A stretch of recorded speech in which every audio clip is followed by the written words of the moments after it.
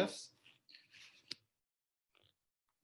Mi nombre es Ernesto Gosser, soy profesor de la Universidad Peruana Cayetano Heredia y les doy la bienvenida a este conversatorio que organizamos en alianza con Anden Naturals. Espero que se encuentren bien por casa y, como siempre, agradezco a todos los colegas de diferentes profesiones de la salud que están en la primera línea y también un saludo y un abrazo solidario a aquellos para quienes las estadísticas ya comienzan a tener rostro y se acercan.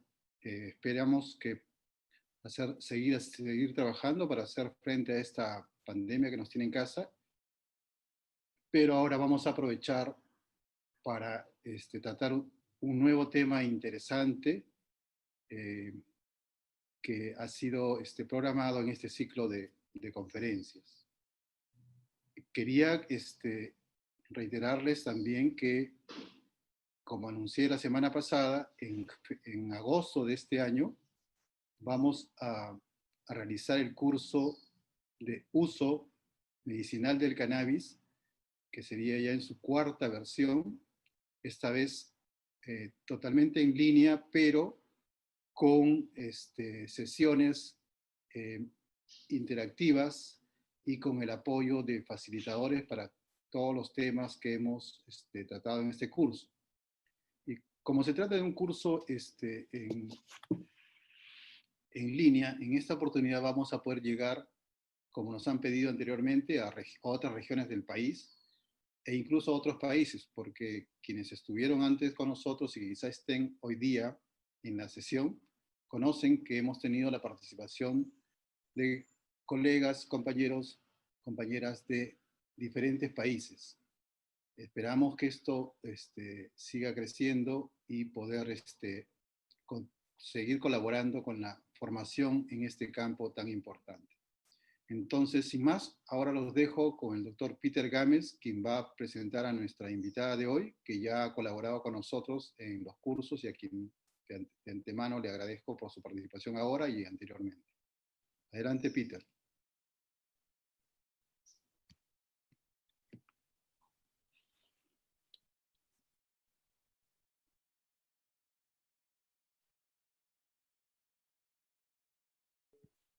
Buenos días con todos. Mi nombre es Peter Gámez. Bueno, ya nos hemos conocido en una charla previa.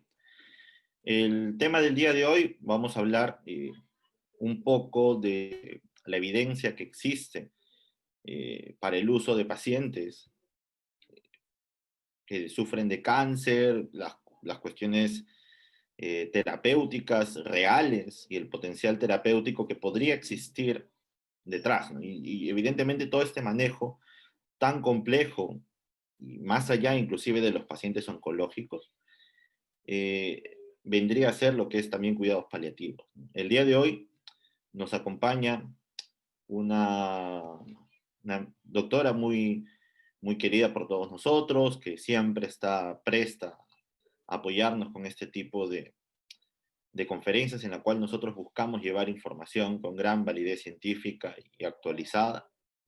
Ella es la doctora Paola Cubillos, ella es médico integrativo, graduada de la Universidad de Rosario, en Colombia, y con un posgrado del Canadian College of Neuropathic Medicine de Canadá.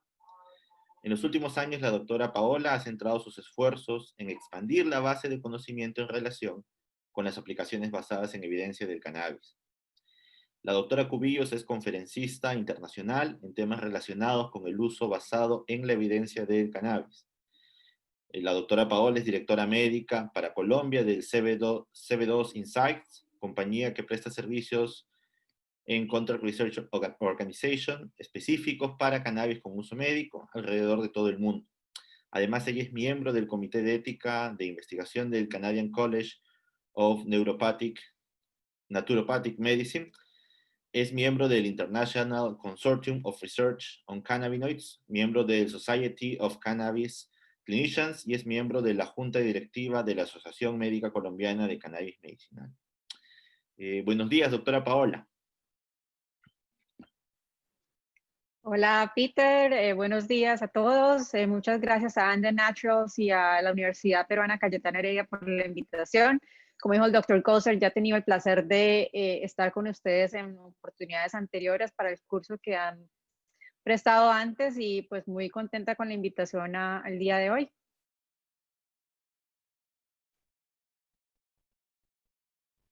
Sí, doctora, cuéntenos, a ver, un poquito eh, acerca de cuál es la relación que existe actualmente y del uso de cannabis o cannabinoides en pacientes con cáncer, ¿no?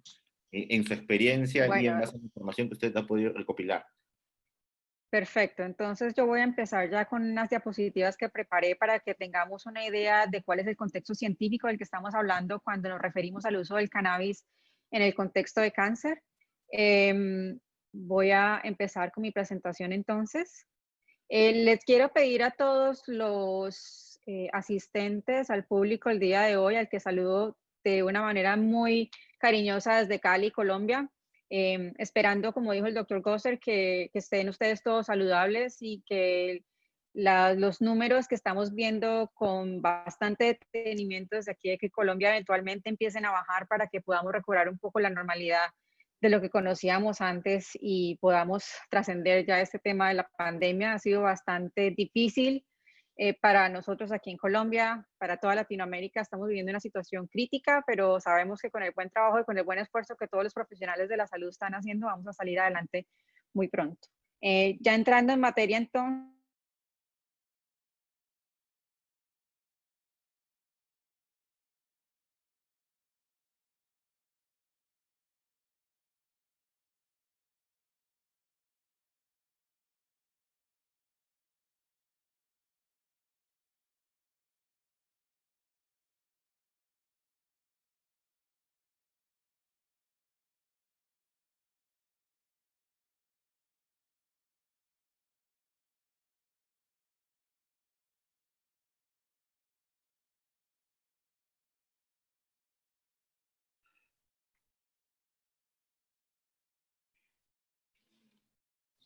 Bueno, algunos problemas técnicos estamos teniendo y en breve se va a reconectar. Bueno, el tema básicamente que hemos escogido el día de hoy es, eh, es porque cáncer es una de las enfermedades más prevalentes que tenemos actualmente en Perú, ¿no? La proyección más o menos hacia el 2025 es que vamos a tener de 40.000 a 50.000 casos nuevos de cáncer por año, ¿no? Esa es una proyección que tiene el Ministerio de Salud, ¿no? Con respecto a, a estos casos que se va a ir presentando, ¿no? Hay que recordar, repasando un poco lo que hemos ido viendo en estas charlas, son 3, 4 ya las áreas clínicas para las cuales cannabis tiene efectos terapéuticos ya demostrados y probados. Uno de ellos es eh, epilepsia refractaria en pacientes con síndrome de Lennox-Gastaut y síndrome de Dravet.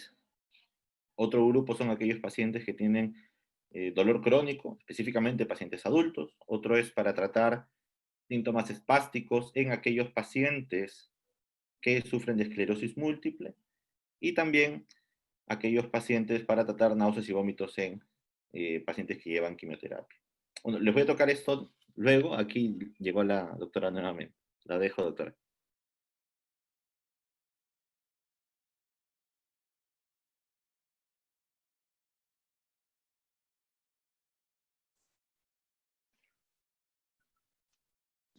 hola, ¿me escucha?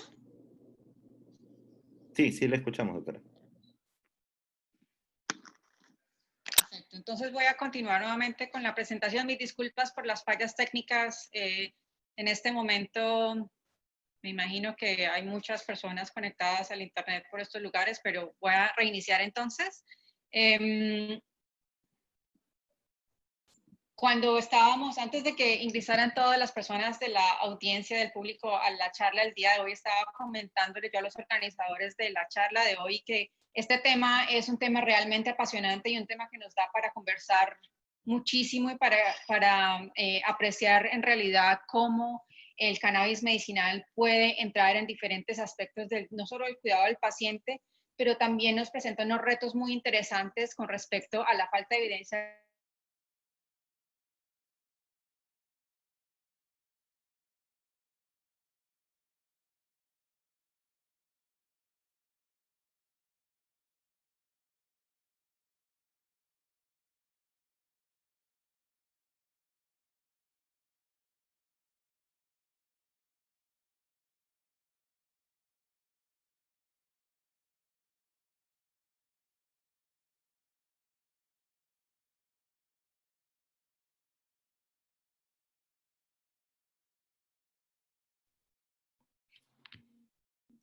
Bueno, lo que íbamos conversando, ¿no? Ya son estas las 4 áreas que tienen uso probado para usar cannabis. Eh, si bien es cierto, nosotros si buscamos un número que represente a la población de uso ya confirmado, como es náuseas y vómitos en pacientes que usan quimioterapia, no hay una data específica que nos indique cuántos pacientes están llevando quimioterapia en Perú, pero sí hay data de los hospitales que nos muestra números bastante altos, ¿no? Por ejemplo, solamente en neoplásicas se hace un promedio de 55.000 a 60.000 quimioterapias por año, ¿no? Ese es un número bastante alto. En el seguro, en la seguridad social, que es salud, nosotros tenemos un aproximado de entre eh, alrededor de 125.000 pacientes, de 125.000 quimioterapias al año. Entonces, solamente por mencionar esos hospitales, imagínense sumando los hospitales nacionales, las unidades de la policía, algunas otras entidades privadas, el número de pacientes potenciales para tratar cannabinoides y que son oncológicos es bastante amplio. Y es por eso la importancia de tratar este tema, sobre todo aquí en Perú. Buenas, doctora. La dejo aquí. Gracias, Peter. Y no sé qué está ocurriendo. Espero que esta sea la tercera y que sea la vencida, como decimos aquí en Colombia. Entonces ya les comparto nuevamente la pantalla.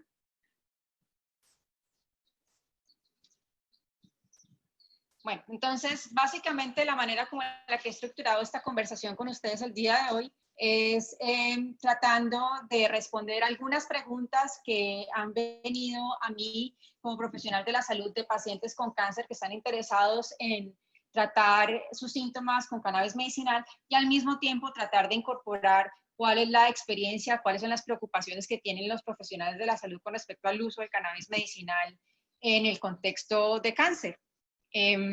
Mis declaraciones de conflicto de interés, he tenido la oportunidad de viajar a varios países, apoyada por la compañía Spectrum Therapeutics, y también he hecho investigación apoyada por la compañía Be Well Med de Colombia. Actualmente, como presentó el doctor Gámez, soy la directora médica para Colombia de la compañía CV2 Insights.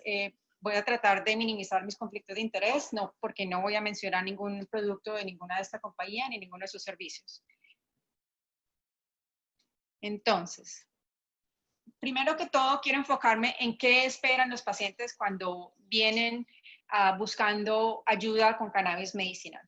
Son muchas las preguntas que surgen y a raíz de todo el cubrimiento que hace en los medios de comunicación con respecto al uso del cannabis en el contexto de cáncer, algunas noticias son verdaderas, otras noticias no son tan verdaderas, entonces vienen con muchas preguntas y con muchas inquietudes. Traté de estructurar la conversación tratando de dar evidencia para responder cada una de esas preguntas que generalmente tienen los pacientes y de la misma manera explorar del lado de los profesionales de la salud. Entonces vamos a mirar para qué síntomas relacionados con cáncer sirve el cannabis medicinal, qué utilidad tiene o qué nos falta por conocer todavía, qué deben esperar los pacientes del cannabis medicinal con respecto a la seguridad, los efectos adversos, si los pacientes se van a volver adictos al cannabis medicinal. Esa es una pregunta que surge constantemente y ustedes, pues ya los que son profesionales de la salud que han tenido contacto con los pacientes, me imagino que se han dado cuenta que esa es una preocupación real y muy importante. Y la última pregunta que nos da un pie para conversar sobre muchos aspectos bioéticos de cómo hemos concebido el cannabis medicinal o mal concebido el cannabis medicinal en algunos ámbitos. Hablaremos de las percepciones que tienen los médicos y los profesionales de la salud con respecto al cannabis medicinal. la seguridad y las interacciones con medicamentos, el potencial cancerígeno que podría tener la planta, vamos a descubrirlo, y el concepto que tienen algunos profesionales de la salud que la medicina no debe venir en forma inhalada, y ya exploraremos eso más a profundidad. Quiero traerles este testimonio de un paciente y quiero leerles, este es este párrafo, estos dos párrafos vienen de un libro que se llama Hoy es siempre todavía, de un académico y un político colombiano, ya voy a revelar quién es, quien tuvo la oportunidad de usar cannabis medicinal para su tratamiento de náusea y vómito relacionado con quimioterapia. En el segundo semestre del 2017, durante mi tratamiento de quimioterapia, se estaban otorgando las primeras licencias de producción y cultivo. La reglamentación permitía provisionalmente, mientras se otorgaban los registros sanitarios, las preparaciones magistrales. Mencioné en alguna entrevista en televisión mi molestia con las náuseas y los yuppies del cannabis me hicieron llegar muestras de goticas mágicas e inhaladores. Terminé con una amplia provisión, suficiente para varios años. Después esta persona relata qué fueron los efectos que tuvo al usar cannabis medicinal para tratar su náusea y su vómito. Aquí en el último párrafo estaba relatando que a lo mejor se pasó un poco de la dosis que requería para manejar sus síntomas sin sentirse intoxicado ni eufórico.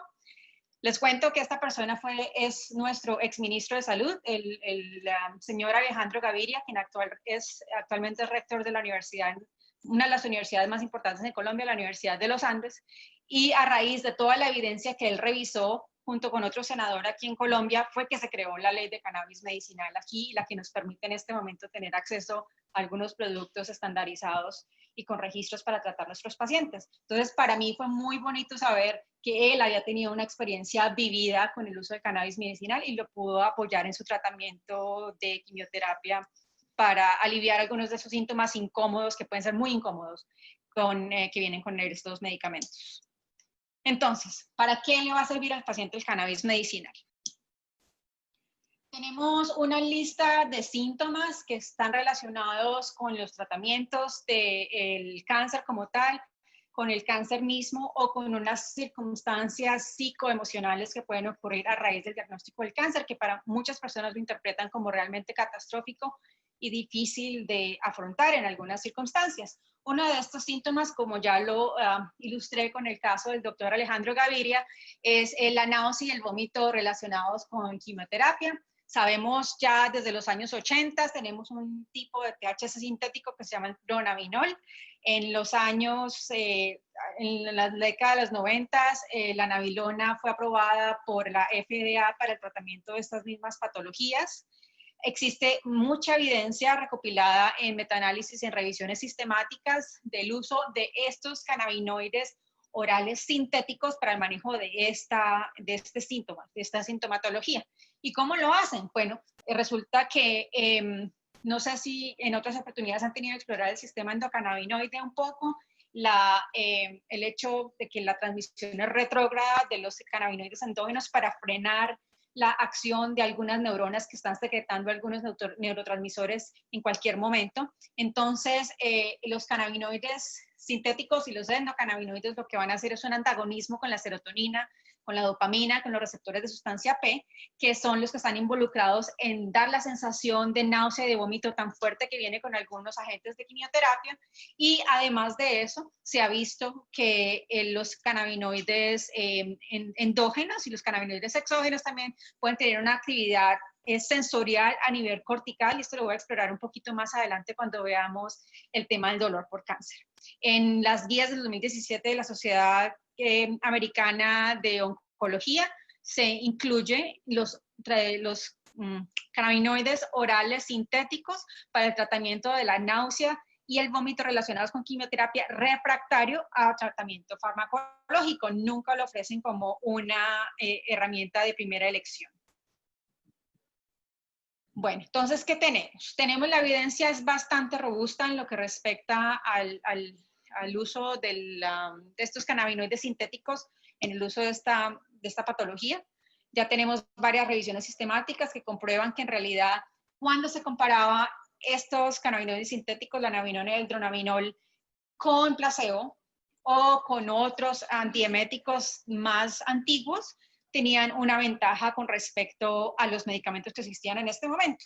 Entonces, hay revisiones sistemáticas. Esta revisión de Cochrane, por ejemplo, encontró que las personas tenían una mayor preferencia a usar los cannabinoides que a usar el placebo o a otro medicamento que se usaba en los años 90, pero que no hubo diferencias entre el efecto antiemético de los cannabinoides en comparación con la prochlorperacina, pues que es un medicamento un poco más antiguo. Recientemente, en el 2007, ya han pasado más de 10 años, se hizo un estudio aleatorizado controlado en el que se comparó el dronabinol, que es el cannabinoide sintético, el THC sintético, con el ondansetron, que es un receptor un antagonista del receptor 5-HT3, que es una de las terapias que siempre se incluye ahora para el manejo de la náusea y vómito relacionados por quimioterapia. Igual comparado con placebo, y se vio que pues en general el dronabinol y el ondansetron tenían más o menos una misma efectividad.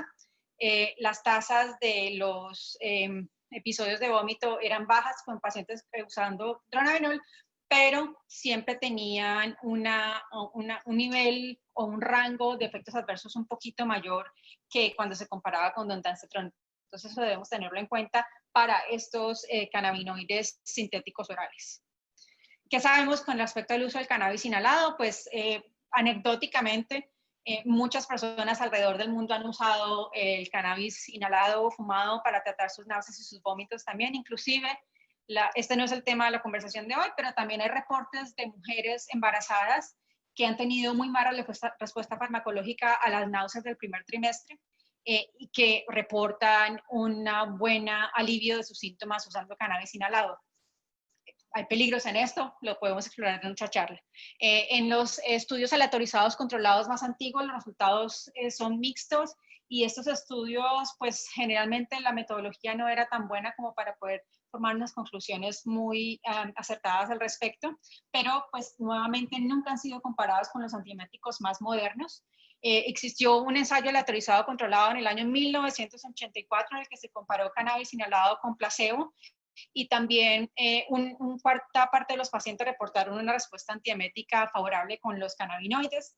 Recientemente, imagino que en otras charlas les han hablado de uno de los fármacos que está aprobado por varios entes regulatorios mundiales para el tratamiento de la náusea, del dolor y la espasticidad por esclerosis múltiple, que es el Sativex. Sativex es un spray oromucoso que se pone debajo de la lengua. Se conoce el nombre común, es los nabiximoles, y han tratado de probar este medicamento en varias condiciones clínicas, muchas de estas relacionadas con cáncer. Entonces, en este estudio, estos nabiximoles fueron comparados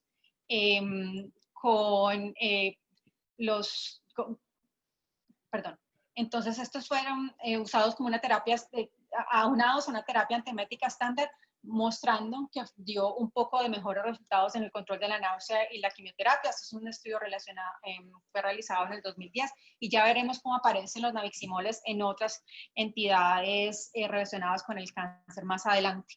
Este es un estudio que me alegra mucho presentárselos ahora porque fue un abstract que fue publicado, que fue presentado en la reunión de ASCO. ASCO es el American Society for Clinical Oncologists, que apenas ocurrió la semana pasada. Este estudio viene de un grupo australiano que es muy activo en la parte de investigación con cannabis medicinal, donde agregaron un compuesto de THC y de CBD más o menos de mismas proporciones a un tratamiento convencional o a los fármacos convencionales para tratar la náusea y el vómito relacionados con quimioterapia, y lo compararon con placebo. Como vemos acá, la diferencia fue estadísticamente significativa para que las pacientes no sintieran ya ganas de vomitar. En la diferencia entre 25 pacientes que fueron tratados con THC y CBD versus placebo, la diferencia de 11 pacientes, que es una proporción importante de los 78 pacientes que fueron analizados en el estudio. Este fue un estudio aleatorizado, controlado, cruzado. Entonces, pues podemos sacar unas conclusiones un poco más robustas de él. Y también se le atribuyeron algunos efectos adversos al uso de cannabinoides, como fue la sedación, el mareo, la desorientación, pero no hubo eventos adversos serios.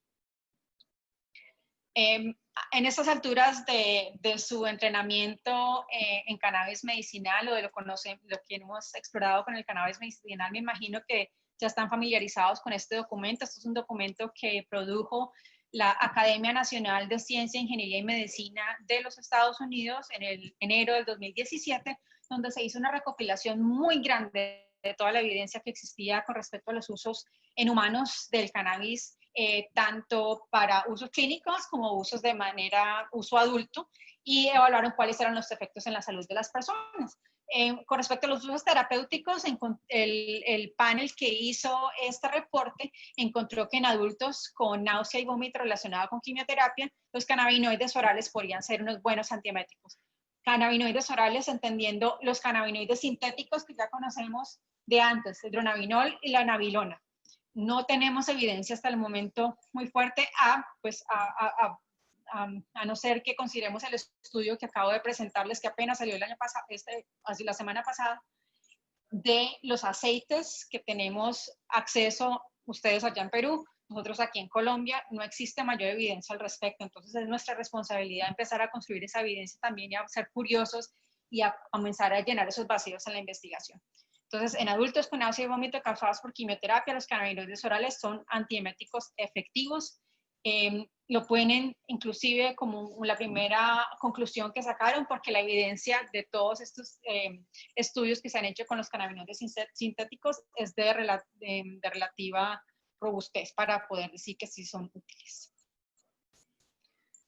Ahora, moviéndonos un poco al dolor por cáncer y el dolor neuropático, les quiero hacer una propuesta y espero que todos tengan sus teléfonos celulares en este momento activados para que vayan a este website e ingresen este código. Pero les voy a contar por ahora, les voy a contar de qué fue lo que sucedió con un paciente mío, que le puse Jorge. Ese no es su nombre real, pero su familia me dio la autorización de compartir su caso clínico con ustedes el día de hoy, para que lo tomemos como una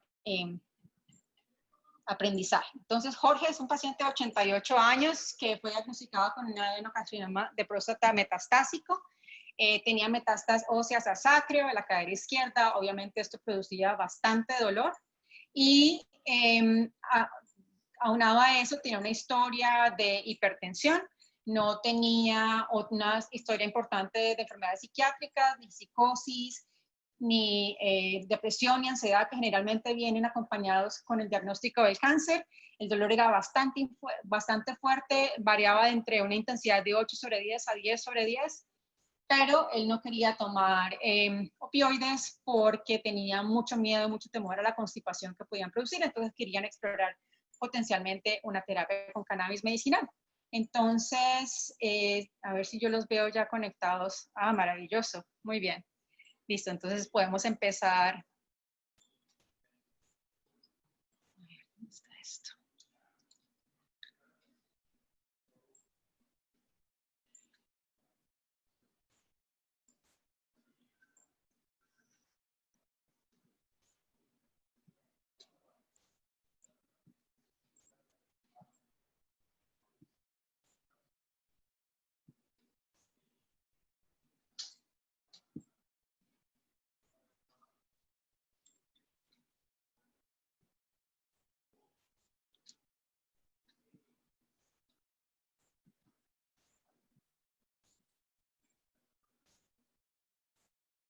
Listo, ¿ya se unieron todos?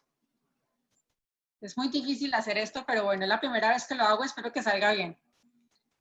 Ok, entonces veo a varios de ustedes acá conectados en el quiz.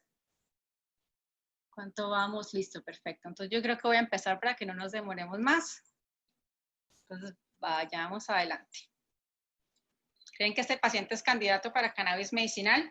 ¿Sí o no? No hay respuesta correcta, no hay respuesta errónea. Ustedes escojan lo que creen que debe ser.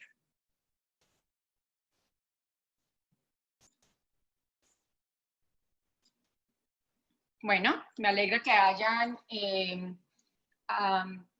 estado de acuerdo conmigo. Yo definitivamente decidí darle cannabis medicinal a este paciente porque consideré que toda su historia clínica y el manejo del dolor podría beneficiarse mucho del uso de cannabinoides. Me tranquilizó que él no tuviera, que a pesar de que tuviera hipertensión, su hipertensión estaba controlada y que no tenía antecedentes de abuso ni de dependencia a ninguna sustancia psicoactiva, ni antecedentes psiquiátricos tampoco. Entonces, continuemos.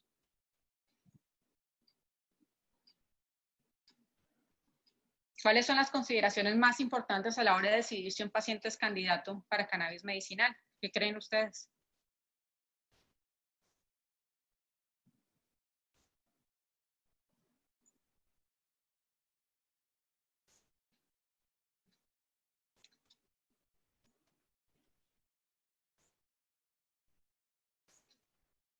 Perfecto.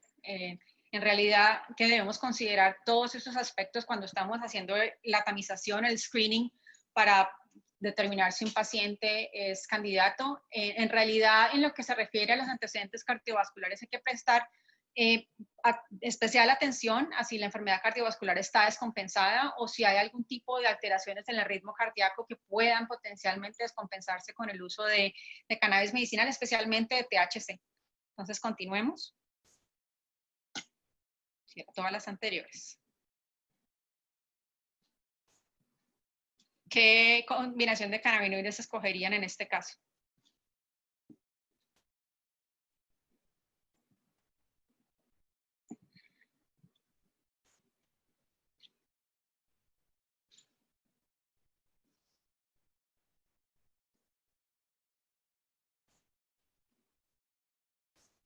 Bueno, está muy bien. Nuevamente no hay en esta pregunta no hay una respuesta correcta. Todo depende de cuál es su comodidad con los diferentes tipos de cannabinoides y cómo sepan manejar los rangos terapéuticos de cada uno. Obviamente el CBD, sabiendo que es una sustancia que tiene un rango terapéutico más amplio porque tiende a producir menos efectos adversos de preocupación, la gente se siente más cómoda usándolos. Me parece excelente que hayan escogido un producto en cantidades iguales de THC y CBD. Podremos eventualmente decir que estamos tratando de tomar provecho del efecto séquito, que es la combinación de los dos cannabinoides cuando se presentan en conjunto para tener una acción terapéutica mucho mejor. En este caso, personalmente, yo escogí un producto alto en THC porque la necesidad de tratar el dolor era importante. Pero nuevamente, eso fue lo que yo escogí. Ustedes pueden haber empezado con un producto de una categoría y después cambiar a otra dependiendo de la respuesta clínica del paciente.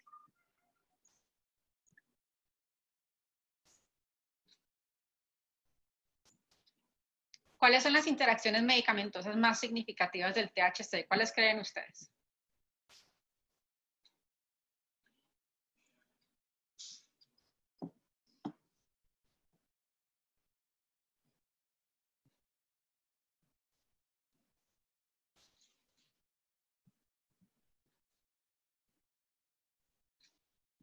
Bueno, muy bien, esa sí escogieron la respuesta correcta. En realidad el THC tenemos que tener mucho cuidado cuando lo estamos usando en pacientes que están tomando medicamentos psiquiátricos, porque el THC, a tener un impacto importante en el sistema nervioso central y al hacer un efecto antagonista con respecto a la liberación de algunos neurotransmisores, podremos interferir de manera importante con estos medicamentos.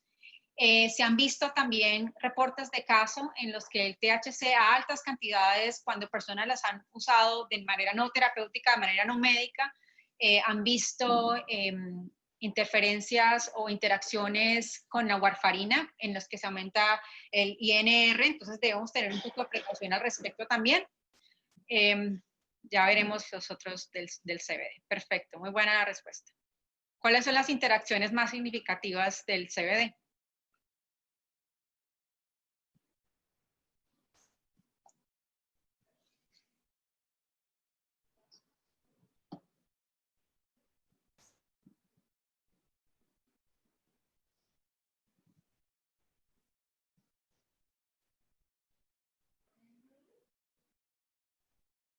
Muy bien.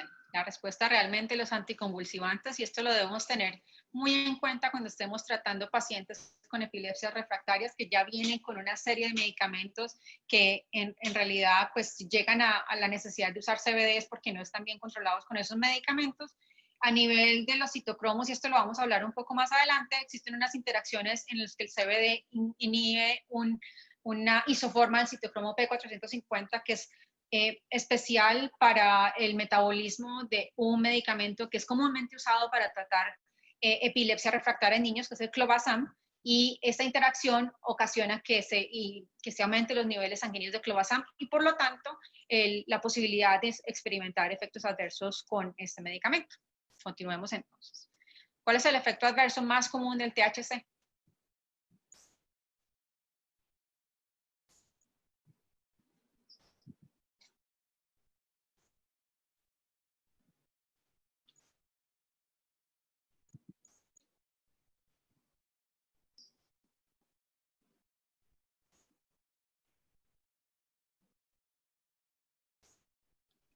Bueno,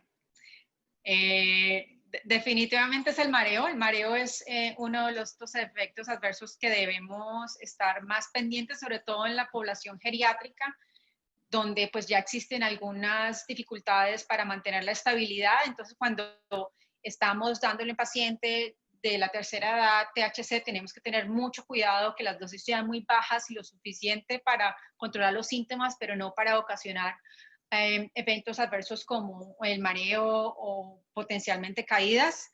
El aumento del apetito, ya lo vamos a hablar más adelante, es un evento adverso no tan común como se cree cuando se usa maneras terapéuticas y a las dosis que generalmente lo usamos para control de síntomas. Sí se puede ver pérdida de apetito también, y la hiperemesis es uno de estos efectos adversos que son demasiado raros y que se han visto en consumidores pesados de cannabis de uso adulto, donde se considera que a lo mejor tiene que ver con contaminantes o con otro tipo de sustancias que pueden estar presentes en la planta de cannabis al momento de estar siendo cultivada o cosechada. El THC puede potenciar el efecto de los opioides, ¿creen ustedes?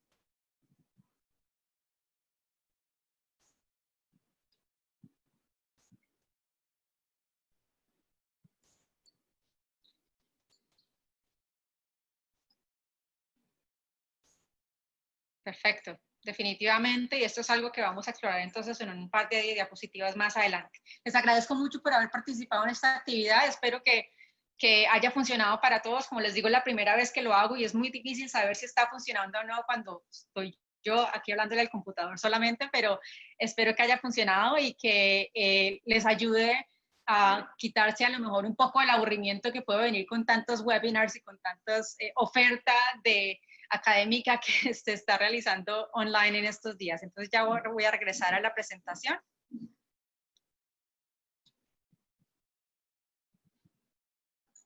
Perfecto.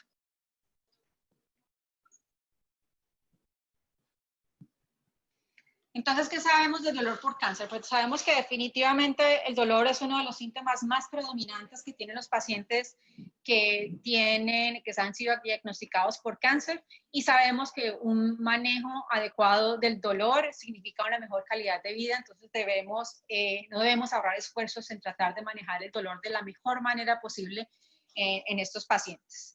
Sabemos que mediante el estudio de los endocannabinoides, de los receptores de endocannabinoides, de los análogos, de los receptores cannabinoides sintéticos y de los antagonistas, que el sistema endocannabinoide como tal y el uso de cannabinoides exógenos tienen un papel muy importante a jugar en el manejo del dolor. Sabemos que los receptores CB1 están presentes a nivel del sistema nervioso central y también están en las terminaciones periféricas de los nervios, y que el receptor CB2 para los endocannabinoides está presente en su gran mayoría en los tejidos periféricos, y cuando se usan exocannabinoides provenientes de las plantas, lo que vamos a ver es un efecto a nivel de estimulación del receptor CB1 y el receptor CB2.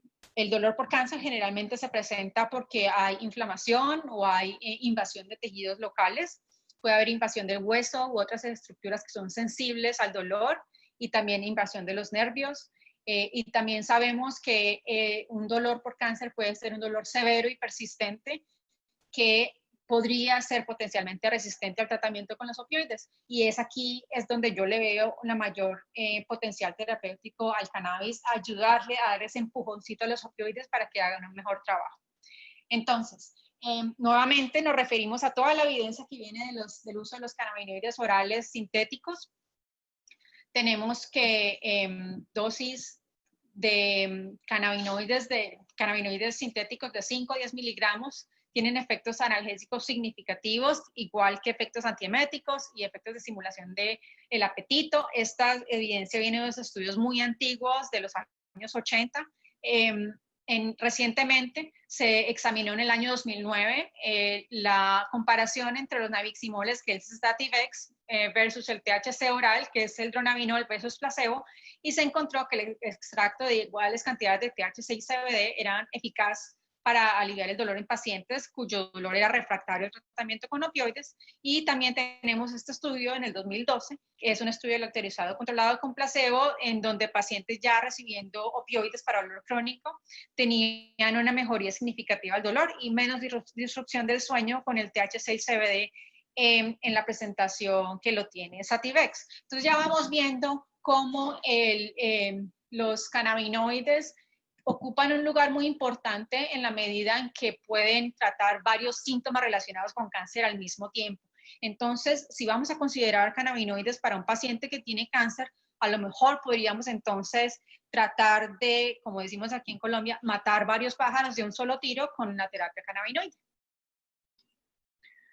Listo. El dolor neuropático es otro tipo de dolor que se presenta en pacientes con cáncer. Generalmente está relacionado con el tipo de terapia anticáncer que se está usando, con los taxanos, por ejemplo. Tenemos evidencia del uso de cannabis inhalado de ensayos aleatorizados controlados de los años 2008-2013, en los que los pacientes con dolor de tipo neuropático que presentaban cáncer tenían una mejoría en la reducción del dolor en comparación con placebo. Y también tenemos evidencia de pacientes que han tenido VIH y que tienen su neuropatía periférica a raíz de los tratamientos de los antirretrovirales, en la cual nos muestra que el cannabis medicinal es útil en estas circunstancias también. Entonces, traigo a los pacientes de VIH a colación porque sabiendo que estamos viendo desde el punto de vista del paciente qué es lo que le puede funcionar, no debemos olvidar que en muchas ocasiones los que llegan a las consultas de los médicos pidiendo cannabis medicinal, en la mayoría de las veces son los pacientes. ¿Y los pacientes por qué? Pues porque tradicionalmente este movimiento del cannabis medicinal y la razón por la que todos estamos sentados aquí aprendiendo sobre esta potencial herramienta terapéutica es porque los pacientes han demostrado que tienen unas necesidades que no han sido satisfechas por los fármacos tradicionales y eso no lo debemos olvidar. Entonces, a medida que nos vamos moviendo a una medicina más centrada en el paciente y más en los valores y en los objetivos del paciente, pienso yo que la terapia con cannabinoides puede presentar una bonita oportunidad para entonces tratar de traer cuáles son los valores y los objetivos del paciente aún más cerca y tomar decisiones basadas en eso. Bueno, continuando pues con la ciencia, ya les di mi poquito de filosofía. Los nabiximoles han sido también probados en estudios aleatorizados controlados con placebo, donde no ha mostrado mejorías significativas con respecto al dolor neuropático que viene con cáncer, pero hay una luz en este estudio de Lynch en el 2014, donde se demostró en alguna subserie de pacientes que podría ser potencialmente útil. Entonces, esta es una revisión sistemática y un metaanálisis que salió hace un par de meses. Como pueden ver, los que están entrenados en leer los forest plots aquí, este es un forest plot de los estudios fase 2 y fase 3 en los que se probó cannabis medicinal para el tratamiento del dolor por cáncer, y estos son los fase 3. Y pues vemos que en realidad que la diferencia aquí donde vemos favors experimental es porque los resultados del experimento favorece a la intervención que estamos haciendo, y cuando está esto aquí en la mitad, cerca más de la mitad de este triángulo o este diamante que recopila los resultados de todos los estudios, vemos que se acerca mucho a la mitad. Entonces, como vemos aquí que no hay una respuesta a una diferencia muy significativa, por lo que los autores concluyeron que los estudios con un bajo riesgo de sesgo mostraron que para los adultos con cáncer avanzado, la adición de cannabinoides a los opioides no redujo el dolor por cáncer en comparación con placebo. Y aquí en esta tabla, pues esta tabla también tiene estos plots de Forrest, en los que vemos que con la terapia con cannabinoides tendría a ser más, a presentar más toxicidades. Sobre todo una que fue estadísticamente significativa fue esta somnolencia. Aquí la vemos en este Forrest plot. La somnolencia, podremos eventualmente sacarle provecho a este tipo de evento adverso, porque hay muchos pacientes que manifiestan insomnio y manifiestan ansiedad a la hora de dormir. Entonces podemos aprovechar este tipo, pero pues esta revisión sistemática nos muestra que los efectos de los cannabinoides no son necesariamente concluyentes, y pues debemos seguir entonces avanzando, haciendo estudios de mejor rigor y con las sustancias que tenemos acceso hoy en día. Como les digo, una de las aspectos en los que yo creo que los cannabinoides pueden tener un impacto más importante en la sinergia que podrían hacer con los opioides. ¿Qué conocemos con respecto a los opioides y los cannabinoides? Sabemos que a nivel del sistema nervioso central y del sistema nervioso periférico, los receptores de opioides y de cannabinoides endógenos existen y coexisten en muchos de estos sitios. Sabemos también que la anandamida, AEA, es la sigla que lo resume, la anandamida es un cannabinoide endógeno, puede inhibir la excitación espinotalámica también, que depende del glutamato. El glutamato es un neurotransmisor excitatorio que va entonces a activarse cuando las señales de dolor van a estar presentes. Sabemos también por esta cercanía que se ve reflejada aquí en este esquema de este paper de Rokes de 2012, que los inhibidores de las encefalinasas son las enzimas que van a degradar los opioides endógenos, y la FAA, que es una enzima que conocemos mucho las personas que estudiamos el cannabis medicinal o los endocannabinoides, inhiben la transmisión del impulso nocivo al cerebro. Y también existen receptores de cannabinoides, y también está la presencia de esta enzima, que es la FAA, es una sigla en inglés para la hidrolasa de ácidos grasos, que degrada los cannabinoides, se encuentra también en los receptores de las células inmunes. Entonces tenemos un modelo o la presencia de una razón fisiológica por la cual podamos pensar que los opioides pueden actuar sinergísticamente con los cannabinoides. En este cuadro de este lado, del lado derecho, vemos que esta fue una revisión sistemática de Nielsen en el 2017, en la que se tomaron estudios preclínicos y estudios clínicos que podrían hablar de la sinergia entre estos dos componentes. Este es el Forrest plot para los estudios preclínicos, estudios en animales, en los que se muestra que la dosis efectiva media de la morfina administrada en la combinación con el delta 9-THC es 3.6 veces menor que la dosis efectiva media de la morfina sola. Entonces ahí vemos un efecto ahorrador de opioides, como se le ha conocido en Norteamérica ya por algunos años. Este es un estudio que se cita en muchas conferencias de cannabinoides y opioides, un estudio realizado por el doctor Abrams, el Donald Abrams en California, que es un oncólogo integrativo que ha sido un pionero en el área del uso de cannabis medicinal en cáncer. Usuarios de morfina y oxicodona con pacientes con dolor crónico que llevaban ya bastante tiempo usando estos medicamentos, se les pidió que fueran al hospital y se internaran para hacer unas dosificaciones de cannabis inhalado, y encontró que había una reducción significativa en los puntajes del dolor, alrededor de un 27%, aunque no se vieron efectos significativos en el metabolismo de los opioides. O sea, no hubo una interacción farmacocinética de los opioides cuando se estaba administrando en conjunto con los cannabinoides. Este es un estudio muy bonito también de la doctora Ziva Cooper, también de California. Ella ha estado enfocada en los últimos años a entender la relación entre los cannabinoides y los opioides, y saber cómo posicionar los cannabinoides como una potencial avenida para reducir la dosis de los opioides que se usan en Norteamérica. Ese es un estudio aleatorizado controlado con placebo a 18 pacientes que ya eran usuarios de cannabis. Se les pidió que se sometieran a unas pruebas, unos tests de dolor, y se le administraron concomitantemente la oxicodona en 2.5 miligramos y en 5 miligramos al mismo tiempo que estaban administrando cannabis con una concentración de THC de 5.6%. Entonces encontraron, lo que sabemos aquí, es que el cannabis en conjunto con los 2.5 miligramos de oxicodona, que en general se considera que 2.5 miligramos de oxicodona por sí mismos no van a producir ninguna analgesia, aumentaron el dolor, el umbral del dolor y la tolerancia, y ellos solitos no tuvieron ningún efecto en la analgesia. El experimento les pidieron que metieran la mano en un balde de agua fría con hielo a ver cuánto tiempo duraban y cuánto tiempo podrían resistir allí con el agua helada. Y concluyeron que el cannabis aumenta los efectos analgésicos de la oxicodona subterapéutica, sugiriendo un efecto sinérgico. Entonces, voy a regresar un poco.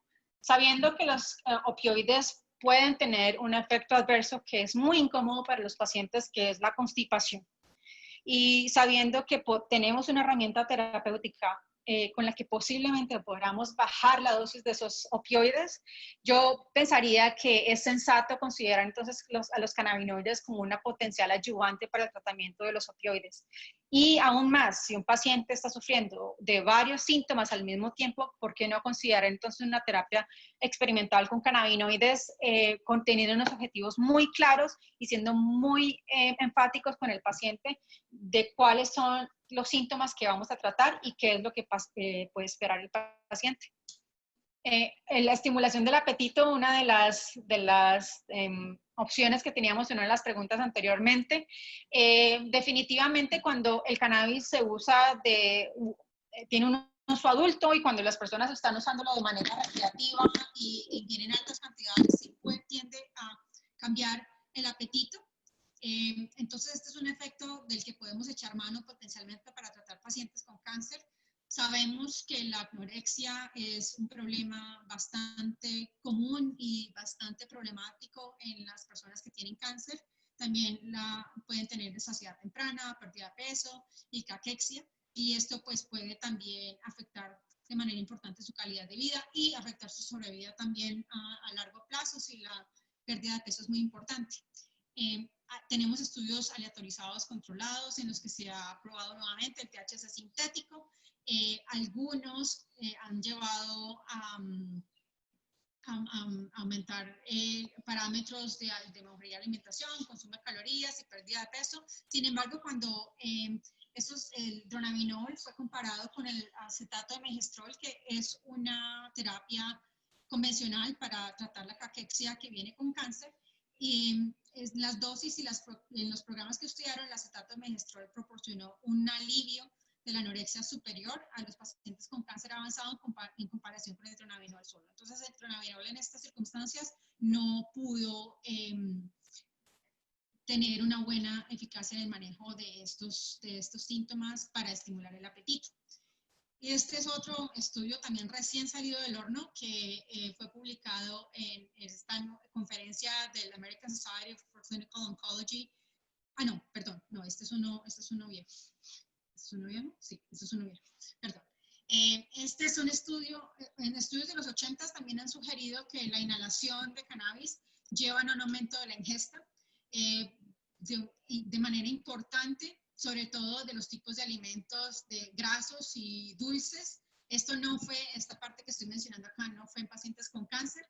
Este estudio de aquí, que está en la parte blanca de la diapositiva, es un estudio en el que compara la administración del extracto de cannabis. Este es el único que ha hecho una comparación de extracto de cannabis como lo que tendríamos disponibles a nosotros en este momento en Perú y aquí en Colombia también. Un extracto de cannabis que tenía unas concentraciones de 2.5 miligramos de THC y 1 miligramo de cannabidiol, o 1 miligramo o 2.5 miligramos de THC únicamente, y se encontró que en los pacientes esas dosis fueron bien toleradas, pero no hubo diferencia en el apetito ni en la calidad de vida estos pacientes, o sea, pues que nos quedamos aquí todavía con un panorama un poco confuso de cuál puede ser la utilidad de la estimulación del apetito con los cannabinoides sintéticos o los cannabinoides en extracto. El THC oral también ha mostrado algunos efectos en tratamiento de la ansiedad y el sueño que tienen los pacientes con cáncer. A veces se reportan mejorías de estado de ánimo, pero los resultados no son tan contundentes para pensar que son una terapia con la que podemos contar para aliviar estos síntomas. Estudios controlados pequeños con cannabinol también han observado que los pacientes que usan el THC sintético se sienten más relajados y mejoran su cantidad de sueño, mejoran su calidad de sueño. Este fue un estudio, aquí a este lado, un estudio en pacientes con carcinomas de cabeza y cuello, donde estaban recién diagnosticados para este carcinoma y recibieron, ya estaban ellos usando cannabis de manera recreativa. Se encontró que los consumidores de cannabis tenían mejores puntuaciones cuando se aplicaban las diferentes escalas en los dominios de ansiedad, de depresión y de dolor. Y también reportaban tener un poco más de energía, tener un poco más de apetito y mejor bienestar en general. Entonces aquí vemos un estudio que ha estado haciendo, pues que ha sido capturado por los medios de comunicación y por todos los círculos científicos que están interesados en explorar el cannabis medicinal. Este es un estudio que viene de Israel, en el que participó el doctor Mehulam, que ya todos lo conocen en estas alturas de nuestra exploración académica del cannabis medicinal. Este es un estudio prospectivo de una gran cantidad de pacientes, 2.970 pacientes con diferentes cánceres de diferentes tipos, donde se siguieron de manera prospectiva para mirar cuáles eran sus síntomas de línea base antes de iniciar la terapia con cannabinoides y a los 6 meses que estaba ocurriendo con la sintomatología que se estaban refiriendo. Aquí en este panel podemos ver que la calidad de vida que algunos reportaban como muy mala o mala, a los 6 meses, que es la columna naranja, ya estaba buena o muy buena. Entonces es un cambio significativo en este aspecto también. La intensidad del dolor, lo mismo. Muchos pacientes estaban reportando una intensidad de dolor de 10, 253 pacientes al inicio, 11 pacientes únicamente al final, y así paulatinamente vamos viendo que el dolor en estos pacientes también cambió de forma significativa. Y aquí vemos en esta tabla todo el cambio que hubo en los síntomas o los síntomas problemáticos que los pacientes estaban reportando antes del inicio de la terapia con cannabinoides. Problemas de sueño, fatiga y debilidad, problemas digestivos, ansiedad y depresión. Y aquí vemos cómo la mayoría de los pacientes reportaron mejoría en sueño, mejoría en la debilidad, mejoría en la digestión. Y este es un estudio en el que se demostró también que era una terapia relativamente segura.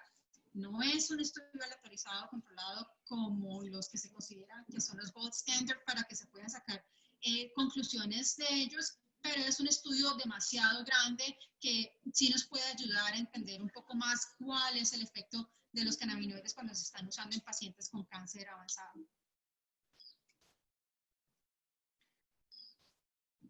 Bueno, este es el otro estudio que quería mencionarles, que apenas fue publicado, el abstract salió en la conferencia de ASCO la semana pasada, una revisión sistemática de la evidencia del cannabis y los cannabinoides como terapia adyuvante en cuidados paliativos y en manejo de soporte oncológico.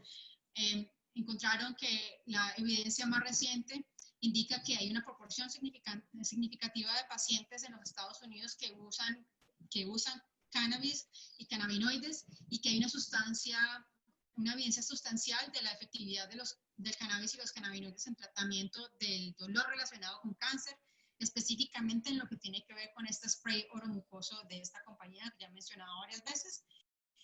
Hay evidencia concluyente de la efectividad de los cannabinoides en alivio de la náusea y el vómito relacionado con quimioterapia, específicamente del THC, cosa que ya habíamos observado con los otros estudios que habíamos ya discutido.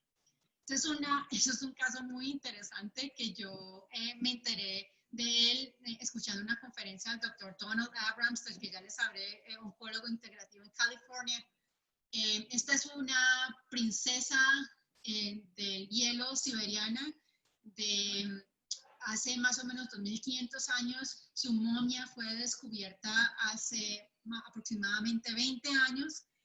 Se determinó que era una mujer joven de alrededor de 20 años, que tenía muchas deformidades óseas y que se veía mediante los scans y todos los exámenes que hicieron que tenía muchos problemas de salud a pesar de su corta vida, y también se dieron cuenta que había unas anormalidades en las resonancias magnéticas cuando cuando estaban explorando la densidad de los senos, y se dieron cuenta que tenía un carcinoma de seno en el seno derecho con metástasis al grupo linfático axilar de ese lado también. Y encima de eso encontraron también evidencia de que la persona tenía alrededor de su cuerpo, cuando fue a ser enterrada, tenía cannabis material vegetal de cannabis. Entonces, nos da para pensar que en este momento también ya la planta de cannabis estaba siendo usada para el manejo del dolor por cáncer, cosa que no nos sorprende, pues entonces, que los pacientes nuestros hoy en día estén usando este tipo de terapias también. Bueno, la adicción al cannabis, desafortunadamente no tenemos mucha evidencia en lo que concierne al uso terapéutico del cannabis, como lo hemos venido haciendo de manera juiciosa y rigurosa ya en Canadá desde hace 7, 8 años con los aceites, con una clínica de cannabis especializada. No tenemos muchos datos al respecto, pero este estudio del Dr. Ware, que ya algunos de ustedes lo conocen también, es un científico canadiense en el área de cannabis medicinal, es una persona que publica información muy interesante. Este es un estudio que fue publicado en el 2017, en el que él estaba preguntándose, junto con su grupo de trabajo, si los pacientes que estaban viendo ellos en la consulta estaban desarrollando algún patrón de dependencia o de mal uso de los cannabinoides. Entonces lo que hicieron fue tomar unas medidas que usando unas herramientas que se usan para determinar si la persona está haciendo dependencia o mal uso de los opioides, sino que simplemente cambiaron el nombre opioide por cannabinoide y reunieron este tipo de scores y de resultados para revisar si una persona podría estar a riesgo de. Y lo que encontraron fue que en realidad fue muy pocas personas las que llegaron al punto corte en los que se pensaría o se sospecharía que una persona está desarrollando una potencial dependencia. Como les digo, este es el único estudio que ha explorado un mal uso de los cannabinoides en el contexto terapéutico. Nos falta muchísimo más al respecto, pero este es un estudio que nos puede ayudar a responder la pregunta al paciente: ¿me voy a volver adicto? La verdad es que lo que nos dicen los estudios hasta el momento es que las oportunidades para volverse adictos son menos, siempre y cuando esté todo controlado en un entorno terapéutico responsable, en el que el profesional de la salud esté muy pendiente de lo que está ocurriendo con el paciente y sepa identificar cuáles son esos signos de alarma para cuando una persona está desarrollando una dependencia. Entonces, la cura del cáncer es algo que hemos visto en los medios de comunicación y en todos lados por internet. Promocionado, hay algunos aceites que tienen un nombre de una persona, de esta persona, de Rick Simpson, y muchas personas creen que obviando la quimioterapia y solamente haciendo tratamiento con este tipo de terapias van a sobrepasar su cáncer. Desafortunadamente no es así. Y con esto, en realidad, mi mensaje hoy es que debemos trazar una línea y decir: a ningún paciente en este momento, con nada de la evidencia que tenemos en este momento, es posible decir que un paciente pueda ser tratado de su cáncer únicamente con cannabis, o que contemos con la evidencia suficiente para decir que los cannabis tienen un efecto antitumoral significativo. Tenemos muchos reportes en internet de pacientes que han reportado curas de cánceres, que los médicos que son malvados y no quisieron decirme nunca que el cannabis me iba a curar y el cannabis me curó. En realidad es que ese tipo de evidencia anecdótica, sin un seguimiento, sin poder controlar cuáles son las circunstancias en las que el paciente pudo haber hecho una remisión espontánea, porque también puede ocurrir, no significa que el cannabis haya curado el cáncer. Entonces tenemos que ser muy responsables en el mensaje que le transmitamos a los pacientes y tratar de parar a aquellos que trafican con las esperanzas de los pacientes, porque hay muchas de estas personas que quieren aprovecharse del desespero y de la situación en la que se encuentran muchas personas por encontrar alguna salida y por encontrar algún tipo de terapia que les pueda dar una esperanza. Debemos ser en realidad bastante estrictos con este tipo de personas y decirles esto es totalmente antiético que ustedes estén promocionando el cáncer, el cannabis como una cura al cáncer, porque en realidad que la evidencia no nos da para que estemos considerando eso en este momento. Sabemos que hay pacientes que buscan medicinas alternativas que tienen peores desenlaces en cáncer. Entonces, no estoy solamente hablando del cannabis, estoy hablando de otro tipo de terapias de detoxificación o otras terapias intravenosas en las que los pacientes dicen, no me voy a someter a quimioterapia porque la quimioterapia es un veneno o los médicos no saben lo que están haciendo, la quimioterapia es peor. Resulta que les va peor, mueren más rápido cuando buscan este tipo de terapias alternativas. Entre esas cuento el cannabis como una terapia única en reemplazo de quimioterapia o de la radioterapia. Tampoco tenemos estudios que hayan demostrado que el cannabis por sí mismo tenga unos efectos antitumorales. Entonces no sabemos sobre qué bases esta gente está diciendo que van a curar el cáncer. Sin embargo, tenemos ya algunos indicios de unos doctores que son muy queridos para nosotros de España, la Universidad Complutense. Manuel Guzmán en el año 2006 hizo un ensayo en algunos pacientes que tenían glioblastoma multiforme refractario, en el que a él se le permitió hacer una inyección intratecal, o sea, directamente en el cerebro de THC, y en el que vio que hubo un alargamiento de la sobrevida de estos pacientes, pero no fue una cura de ninguna manera. La doctora Cristina Sánchez, también de la Universidad Complutense, es una doctora que ustedes conocen ya muy bien, ha hecho un trabajo muy interesante en líneas celulares de cáncer de seno, en las que se le ha aplicado diferentes concentraciones de diferentes cannabinoides aunados a otros terpenos, que son otras sustancias que vienen de la planta del cannabis, y ha visto que tiene un efecto citotóxico y apoptótico exclusivamente en las células cancerígenas, como que sabe respetar las células normales de tejido mamario. Observaciones interesantes, pero todavía no es lo suficiente para decir que el cannabis va a curar el cáncer. Este es un estudio que GW Pharmaceuticals, el que produce Sativex, hizo inició el 2013, terminó en el 2016, un estudio de seguridad en la combinación de temozolomida, que es una terapia para el glioblastoma multiforme, junto al Sativex. No sabemos qué ha pasado con este estudio. Hubo un reporte de prensa que la combinación fue segura para los pacientes, pero no supimos más porque el estudio no ha sido publicado aún. Bueno, entonces ahora pasando un poco a las preocupaciones que yo he oído a los profesionales de la salud relatarme cuando yo les he mencionado la palabra cáncer y cannabis al mismo tiempo. Primero, sepamos qué piensan en realidad. Este fue un estudio que yo hice aquí en Colombia, en un hospital de tercer nivel, en el que encuestamos a alrededor de 100 médicos y les preguntamos qué pensaban con respecto al cannabis medicinal. Los médicos se mostraron abiertos a la posibilidad de usar cannabis en dolor de difícil manejo, en síntomas relacionados con cáncer, en cuidados paliativos, sobre todo en estas situaciones ya más extremas y de final de la vida, en los que me imagino que ellos pensaron, pues no hay muchas oportunidades terapéuticas en este momento, ¿por qué no tratar con cannabis medicinal? Entonces, por un lado, vemos que están abiertos a pensar que puede tener alguna utilidad en el contexto del manejo del cáncer. Este fue un estudio que se administró a alrededor de 400 médicos oncólogos en Estados Unidos, donde se les preguntó qué pensaban del cannabis medicinal. La conclusión del estudio, hubo varias preguntas muy interesantes en las que consideraron que, por ejemplo, podrían ser tan efectivos como los opioides en el manejo del dolor, pero son menos efectivos que los medicamentos estándar para manejar la caquexia y la falta de apetito, cosa pues que es concordante con la evidencia clínica.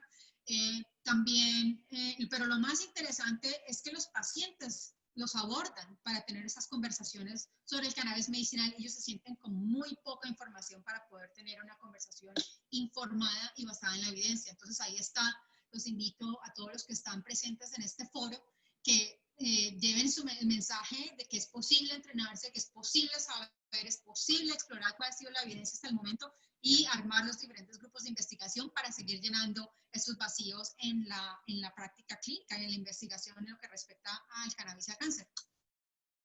Entonces ahora una conversación que yo tuve cuando yo conocí a varios de los doctores que me imagino están presentes aquí con ustedes hoy, el año pasado en Lima, cuando se firmó la declaración de Lima de cannabis, en el enero del 2019 tuve la oportunidad de reunirme con un par de oncólogos de una reconocida institución allá en Lima, y la percepción, lo que yo sentí es que estaban muy reacios a discutir cualquier tema relacionado con el cannabis como un potencial terapéutico para sus pacientes. Y una de las doctoras fue muy enfática y me dijo, hasta que yo no sepa que los cannabinoides no van a interferir con la efectividad de la radioterapia o la quimioterapia, no voy a dejar que ninguno de mis pacientes reciba cannabinoides. Entonces en ese momento yo dije, wow, esta es una posición bastante, ¿cómo lo digo yo? Bastante estricta, obviamente basada en la evidencia y en su experiencia clínica, me imagino, pero es una preocupación real, es una preocupación que todos tenemos. En realidad es muy poco lo que sabemos con respecto a las diferentes interacciones o a la seguridad, lo que pueda venir con el uso del cannabis medicinal, pero una de las cosas que nos debe dar un poco de tranquilidad es que los pacientes no se van a morir por sobredosis de cannabis medicinal, por lo menos no de hipoxia, ni de un impacto a nivel de los centros respiratorios, como se puede ocurrir con los opioides, que eso ocurre bastante, porque definitivamente los receptores cannabinoides no están en ese sector que controla la respiración.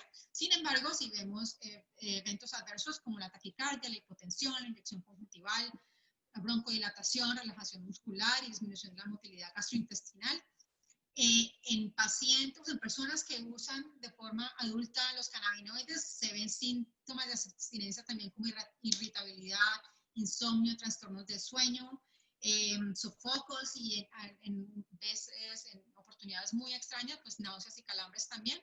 El uso del CBD, aunque generalmente es considerado como una molécula relativamente segura, puede llevar a diarrea, a mareo, a la elevación de las transaminasas. Y una de las preocupaciones grandes de los oncólogos cuando estamos tratando pacientes con cáncer, ya que el cáncer mismo y la terapia anticancerígena como tal tiene un impacto sobre la claridad mental, y algunas de estas patologías son referidas como el brain fog o el chemo fog, toda esa la nube que viene con la quimioterapia. Sí vamos a aumentar encima de todo con el uso de los cannabinoides un deterioro cognitivo. Esta investigadora Barcela con su equipo en el año, se me olvida el año, pero fue en el año 2016, hicieron un seguimiento a pacientes con cáncer que habían obtenido una licencia para obtener cannabis medicinal durante su tratamiento del cáncer y observaron que agudamente se tenía algún impacto en su funcionamiento cognitivo, pero en las primeras 6 u 8 semanas. Pero después, a los 3 meses, vieron que la función ejecutiva de estos pacientes mejoraba. Bueno, eso es un punto positivo para nosotros saber, a lo mejor sí puede haber un impacto de manera aguda, pero a largo plazo no parecería, según este estudio, que no va a tener ningún impacto significativo. No me voy a poner a repasar esto porque es un tema muy largo, pero debemos tener en cuenta que en cuanto a las interacciones medicamentosas, las interacciones farmacocinéticas son las de mayor importancia clínica. Aquí están las diferentes isoformas del citocromo P450 y los diferentes medicamentos de quimioterapia que se pueden dar y que son metabolizados por estos citocromos. Y en este artículo también explicaron cuál es el impacto de los diferentes cannabinoides y las diferentes isoformas de los citocromos P450. Estas son interacciones que se han visto a nivel molecular, a nivel de laboratorio. Ninguna de estas interacciones se ha visto que tenga una importancia clínica por el momento.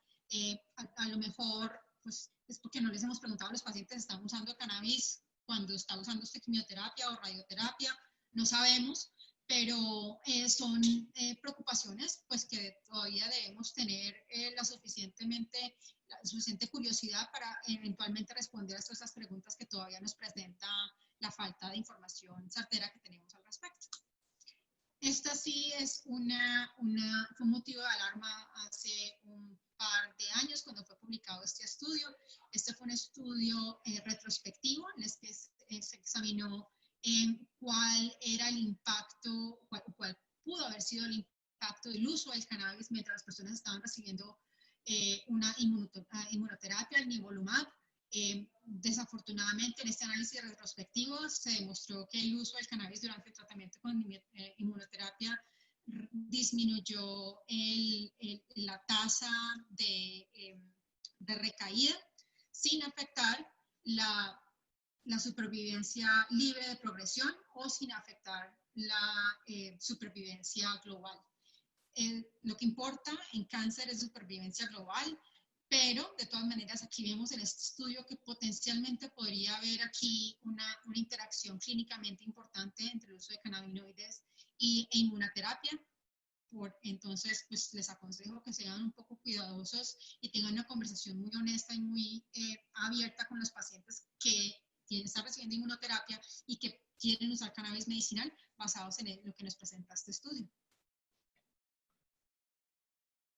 ¿Cuál es el potencial cancerígeno del cannabis? Esta es una pregunta que surge frecuentemente.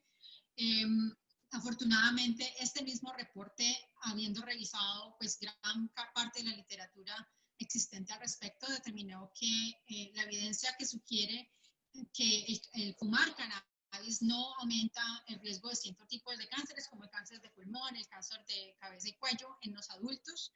Hay una evidencia muy modesta y casi que mínima de que el cannabis está asociado con un subtipo de cáncer testicular, pero poniendo en una balanza todo lo que significa es a los pacientes jóvenes, hombres, a los que les da, los que consumen más cannabis y son ellos mismos los que les da cáncer testicular. Entonces, pues a lo mejor puede ver ahí es una interacción entre el grupo etario más que el efecto del cannabis mismo. Pues lo que refiere aquí es a los efectos en el embarazo. Pero tampoco en las personas que participaron en el reporte, en revisar la evidencia, tampoco encontraron que tenía un impacto importante en la inmunidad. Y la inmunidad, pues sabemos que es algo que también tiene una injerencia en cómo vayamos a responder a un insulto cancerígeno eventualmente y poder controlarlo. Tenemos, sin embargo, que el cannabis fumado tiene muchas de las mismas sustancias que tiene el tabaco, por eso la preocupación si las sustancias en el momento de hacer la combustión podrían dañar genéticamente a las células que están recubriendo el tracto respiratorio y necesitamos definitivamente más información más certera sobre si aumenta el riesgo de cáncer de pulmón. Lo que sí sabemos es que muchas veces en el contexto de uso adulto coexiste el uso o el uso de cannabis fumado con el uso de tabaco. Entonces ahí puede haber un factor de confusión también.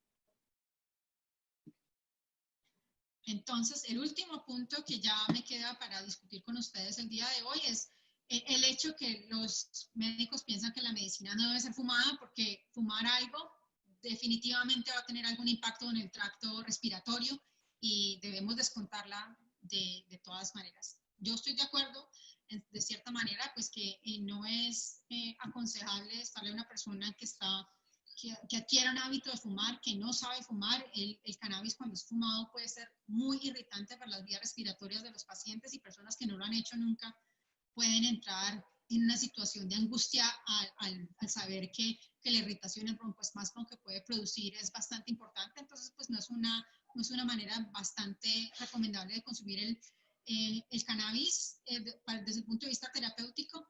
Y también sabemos que el cannabis de manera fumada o en combustión está asociado a tos crónica y a la producción de flema. Cuando las personas dejan de fumar cannabis tienen una reducción de este tipo de eventos adversos y no está muy claro si la combustión del cannabis, el uso inhalado del cannabis en los tabacos está asociado con enfermedad pulmonar obstructiva crónica, con asma o con empeoramiento de la función pulmonar. Aquí tengo un par de estudios que quería traer a colación, estudios prospectivos en los que se ha examinado la función pulmonar de aquellas personas que usan cannabis. En este estudio se hicieron varios tests pulmonares en varios intervalos durante 20 años para mirar cuál era el efecto. Estaban mirando más que todo tabaco, pero pues también le preguntan a las personas si está usando cannabis como parte de estos estudios prospectivos observacionales poblacionales, y se dieron cuenta que no tenía un impacto, el uso esporádico y ocasional de cannabis no tenía un impacto como tal en la función pulmonar. Y este estudio es un estudio de los efectos del cannabis sobre la función pulmonar, un estudio de cohorte también poblacional, en el que se determinó que el cannabis parece tener un tipo diferente de impacto sobre la función pulmonar, en el sentido de que cuando uno usa tabaco por mucho tiempo puede coexistir o llevar a un patrón restrictivo en términos de las pruebas de función pulmonar. Se disminuye la prueba de aspiración forzada al minuto 1 y se disminuye también la capacidad vital forzada también. Sin embargo, cuando las personas usan cannabis, no se ven estos cambios. Al contrario, lo que se ha observado es que las personas que usan cannabis tienen una capacidad vital funcional mayor, o sea, como que tienen una capacidad de inspirar mucho más. No se sabe si es por el potencial efecto broncodilatador que tenga el THC o por las prácticas en las que las personas cuando están fumando cannabis hacen una inhalación más profunda y a lo mejor pueden entrenar mucho más los músculos que ayudan en la inspiración. Todavía no se sabe, pero pues podemos estar un poco seguros que el cannabis por lo menos no va a afectar las funciones pulmonares en personas que son ya sanas de base, siempre y cuando no lo combinen con el tabaco, porque ahí entonces ya es una interacción diferente. Bueno, entonces, ya teniendo pues esta visión global de lo que el cannabis podría ser o no podría ser por los pacientes por cáncer, las respuestas que tenemos a las diferentes preguntas de los profesionales de la salud y las reservas que tienen con respecto al cannabis medicinal, pienso yo que, como he reiterado durante esta hora que llevo hablando con ustedes, existen muchos vacíos en la investigación y entiendo cuáles son las reservas que tienen los profesionales de la salud que han sido entrenados en un modelo, en un paradigma en lo que debemos saber, tener las respuestas certeras para poder entrar a tratar a un paciente. O sea, yo eso lo entiendo, yo soy una persona que siempre ha estado muy apegada a lo que dice la evidencia y a lo que dice los estudios que han sido desarrollados de manera metodológicamente adecuados. Y desde el punto de vista ético es imperativo que nosotros contemos con ese tipo de información para que los pacientes puedan hacer una decisión informada con respecto al uso del cannabis. Entonces, yo creo que es tratando de estar en un punto neutro y decir, tenemos alguna información que el cannabis puede ser útil en ciertas circunstancias. Sabemos que no es una panacea, sabemos que no va a ser un tratamiento espectacular y por lo tanto nosotros debemos mantenernos neutros y decir y presentar cuáles son la diferente información que existe respecto a nuestros pacientes y de la misma manera a nuestros colegas y a nuestros otros profesionales de la salud que estén escépticos. No tenemos que forzarlos a que les guste nada, porque si a ti no te están forzando a que aprendas a usar los diferentes antihipertensivos, los diferentes quimioterapéuticos, no tienen por qué forzarte a que te guste o no el cannabis medicinal. Pero también, entonces, teniendo un abordaje de curiosidad, de saber que tenemos muchas preguntas todavía por resolver, muchas preguntas por responder. Como les digo, es un imperativo ético para nosotros los que estamos en este campo del cannabis medicinal, tratar de darle esa respuesta a esas preguntas de la mejor manera posible, en las medidas, contando con los recursos que tengamos a nuestra disposición, y tratar cada paciente como un experimento.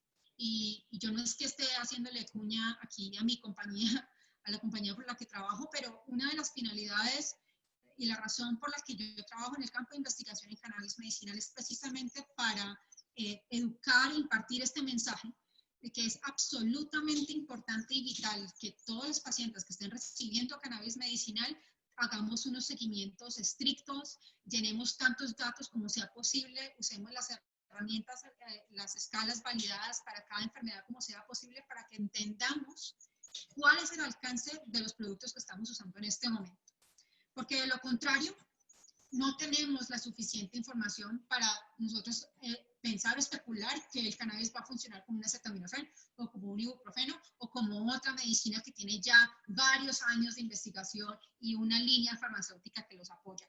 Entonces, es nuestra responsabilidad construir esta evidencia día a día y es así como vamos a lograr integrar entonces las dos visiones, las preferencias de los pacientes, las inquietudes de los pacientes, las expectativas de los pacientes y trayendo también a nuestros médicos, a nuestros colegas a esta conversación, que puede ser una conversación muy fructífera y como les digo, es una conversación que facilita que la medicina se centre más en los pacientes, en los valores, en las inquietudes y en los principios, en los objetivos que tienen los pacientes. Para concluir entonces, lo que les he mostrado durante esta hora y 5 minutos es el cannabis es útil para el manejo de algunos síntomas relacionados con el cáncer y su tratamiento. La evidencia desafortunadamente que está derivada del uso de los cannabinoides sintéticos, entonces les digo, no tenemos evidencia suficiente sobre los compuestos que van a salir al mercado, que ya están en el mercado aquí en Colombia, que ya están en el mercado en el Perú para el tratamiento de los pacientes. Entonces es nuestra responsabilidad construir esa evidencia. No existe evidencia confiable ni de buena calidad sobre el efecto antitumoral de cannabinoides en humanos. Debemos tener en cuenta que es una herramienta terapéutica relativamente segura con respecto a otros medicamentos que pueden generar más problemas y que pueden ser usados en el contexto de cáncer de cuidado paliativo. No hay una evidencia de interacciones de relevancia clínica con la quimioterapia. Les aconsejo tengan precaución con la inmunoterapia y definitivamente tanto los profesionales de la salud como los pacientes necesitan una buena educación en lo que respecta a las diferentes expectativas que podemos tener al respecto. Y como siempre, pues nos hace falta mucha más investigación, entonces los invito a que armen sus grupos de investigación, sus grupos de trabajo para que saquen proyectos de investigación adelante. Y con eso me despido, muchas gracias. Me imagino que seguiremos ahora con las preguntas y las respuestas, dispuesta a responder cualquier inquietud que tengan entonces.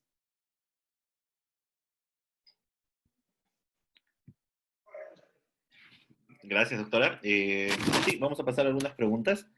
Antes me gustaría compartir con ustedes algunas cosas que la doctora había mencionado acerca del uso potencial de cannabis o cannabinoides en cáncer. Es evidente que esta información, todos estos experimentos que ya se han hecho, todos han sido hechos de forma preclínica. Es importante ver si es que disminuye o no la potencia o la efectividad de las terapias ya existentes. Eso es definitivo. Vamos a ver si es que puedo compartir. Solo 2 minutos les quería compartir esto de acá. Esto es un poco lo que ya les comentaba. La prevalencia en Perú es muy, muy grande, más de 50.000 para el 2025 casos nuevos. Solamente en neoplásicas en el 2017 son más de 11.514 casos que se ven en pacientes con cáncer nuevo de reciente diagnóstico. Esta es la prevalencia en mujeres, predominantemente en mama, es una gran prevalencia, en hombres la de próstata, esos son datos de nuestro país. Para el 2018, 61.970 quimioterapias hechas también en neoplásicas. Y eso es un poco lo que decía con respecto al tema de potencial terapéutico. Son 3 las áreas grandes que logró vislumbrar el equipo de España. Una de ellas es la siguiente, ¿no? Las células usualmente tienen un tiempo de vida, luego de esto entran en apoptosis, que es muerte celular programada. La acción aquí básicamente que tiene THC es recordarle a esta célula que tiene que morir. Esta es inducción de apoptosis, que es el primero. Otra de las formas es que cuando nosotros tenemos un tumor, estos tumores emiten sustancias como el factor de crecimiento endotelial, el cual da lugar al crecimiento de vasos sanguíneos y a través de estos vasos sanguíneos o por otras vías pueden migrar a otros órganos o tejidos y esto se conoce como metástasis, ¿no? Aquí la acción de THC que logró ser hallada fue, uno, inhibir las señales angiogénicas, es decir, que no haya formación de nuevos vasos sanguíneos en tejidos tumorales, y dos, inhibir los movimientos que son propios de la metástasis, ¿no? Los movimientos celulares. Entonces, esta información preclínica, esta es la referencia, nos da lugar a que no podremos decir, a la fecha, no podemos decir de que nos ayuda a curar el cáncer o tratar el cáncer, pero sí es cierto que hay un gran potencial desde el punto de vista preclínico. Que tenga acción contra células tumorales no es lo mismo que decir que trata cáncer en humanos, ¿no? Y eso creo que es el término. El mecanismo es bastante complejo. Cuando logramos estudiar esto, vimos que el principal implicado es uno de los mecanismos es la inhibición de la proteína AKT. Cuando intenté ver la importancia de esta proteína AKT, a nivel oncológico, la proteína AKT está relacionada a refractariedad al tratamiento quimioterápico y radioterápico. Entonces, inclusive a nivel farmacéutico, las sustancias que ven ahí, perifosina, MK y GSK, son tres sustancias producidas por la industria farmacéutica para inhibir esta proteína AKT y potenciar el tratamiento. Es más, ya existen algunos tratamientos en pequeños grupos de personas donde lo que se busca es un potenciamiento de la quimioterapia clásica que nosotros ya conocemos, con resultados bastante prometedores, ¿no? Entonces, bajo esta misma línea y pensamiento, nosotros también podríamos intentar ciertos tipos de ensayos clínicos en este grupo de pacientes, ¿no? Se ha hecho cruces, por ejemplo, con paclitaxel, con temozolomida, con radioterapia inclusive, donde los tratamientos son bastante prometedores, pero todavía son preclínicos, ¿no? La doctora ya mencionó un estudio en humanos, pero aún es necesario continuar con la investigación. A ver.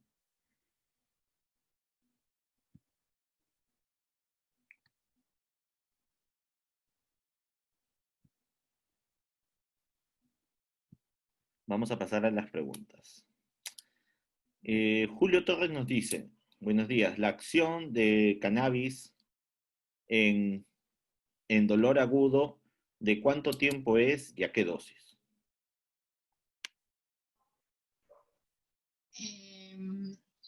Hasta lo que yo tengo entendido, existe solamente un estudio que está explorando el uso de cannabis en el contexto postoperatorio para mirar si es posible reducir la dosis de los opioides.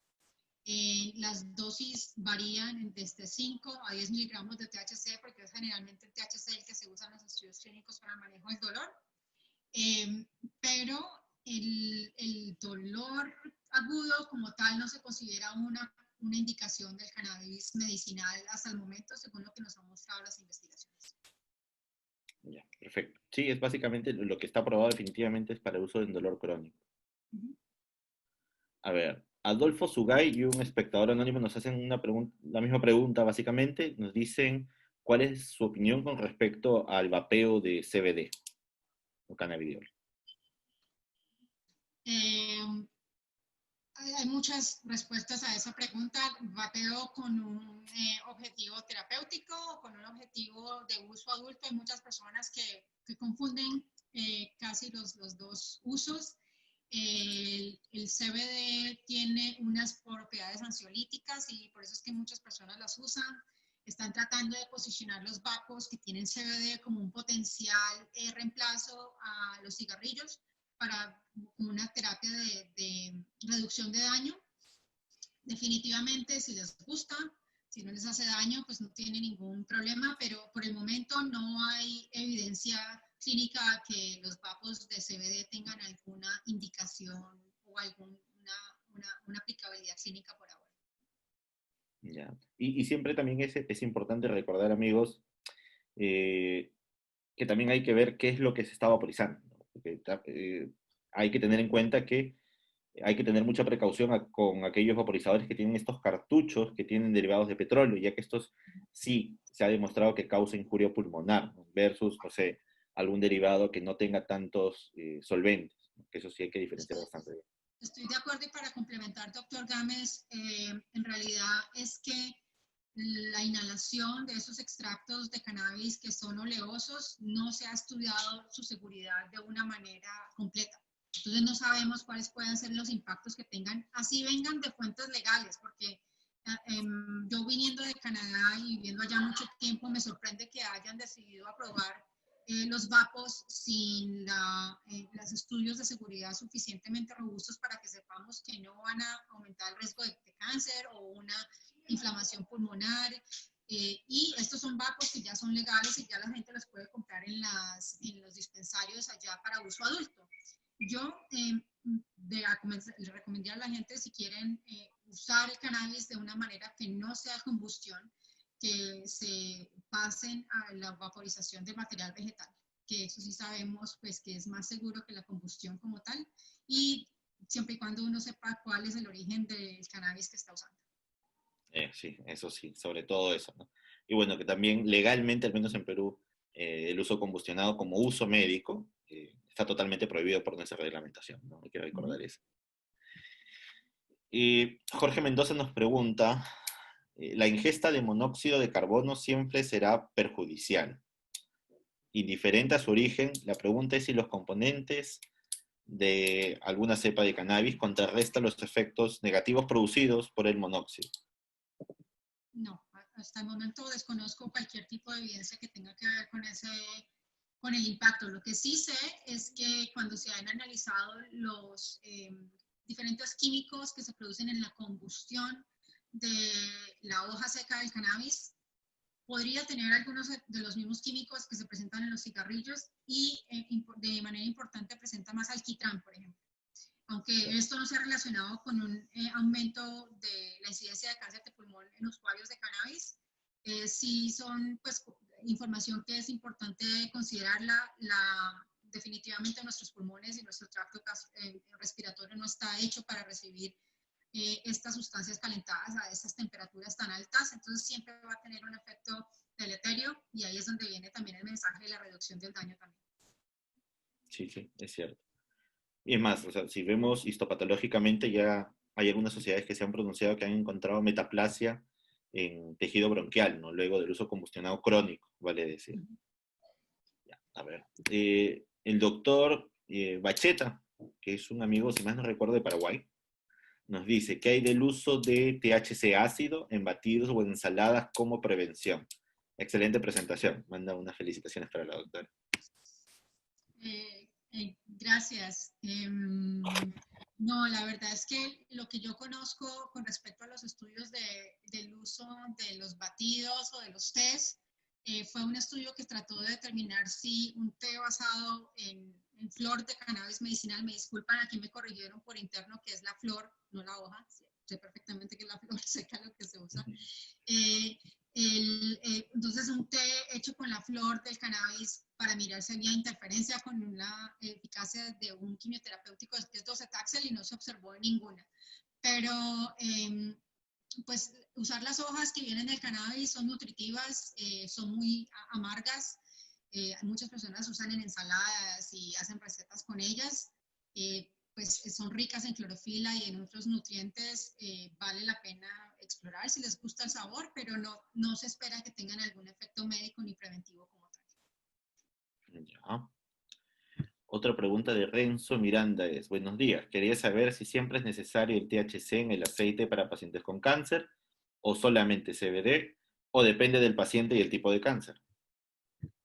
Depende del paciente, más que el tipo de cáncer, pienso yo. En este momento no tenemos información que nos diga que un tipo de cáncer, cáncer de mama con hormonas, hormonal, versus un cáncer de próstata, un cáncer de páncreas, vayan a responder diferente a THC, CBD. Todavía no tenemos ese tipo de información. Depende del síntoma que tú quieras tratar con los cannabinoides.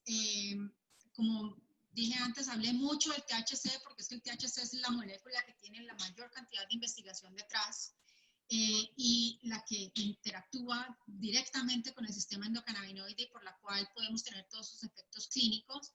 El CBD todavía hay muchas cosas que no sabemos de él y desde el punto de vista clínico tampoco sabemos muy bien qué es lo que puede hacer. Hay unos estudios que refieren disminución de la ansiedad a unas dosis muy altas.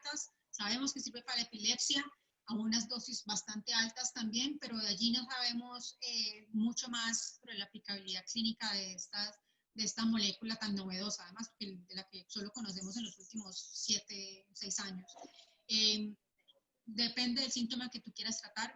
Dolor, pues uno va más a la fija con THC que con CBD. Ahí estarías entrando en una situación en la que tienes que estar experimentando con más dosis, progresivamente más y más y más. Yo me siento cómoda manejando el THC y eso sí depende de la preferencia del profesional de la salud que esté formulando, que el rango terapéutico, la comodidad que tengo con las diferentes moléculas y cómo pueden trabajar con ellas.